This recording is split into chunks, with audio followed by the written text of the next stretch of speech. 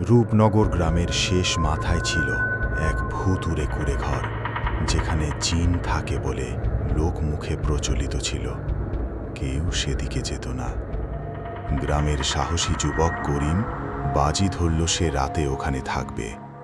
অমাবস্যার রাতে কুঁড়েঘরের কাছে যেতেই সে ঠান্ডা বাতাস ও ফিসফিসানি শুনল।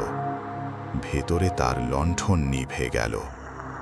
এরপর ঘাড়ে ঠান্ডা নিঃশ্বাস, পচা গন্ধ আর কাঁধে বরফের মতো ঠান্ডা আঙ্গুল অনুভব করে সে জমে গেল।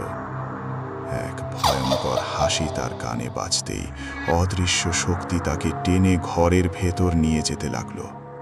তার মনে হচ্ছিল সে শ্বাসরুদ্ধ হচ্ছে।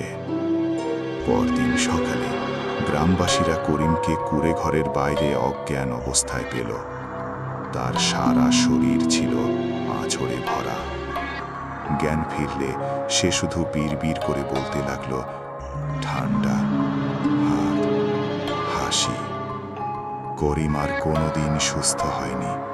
তার আত্মা যেন জিনের কাছে বন্দী হয়েছিল। আজও কেউ সেই কুঁড়েঘরের কাছে যায় না। আর রাতে নাকি সেখান থেকে ভয়ঙ্কর হাসি ও ঠান্ডা বাতাস শোনা যায়।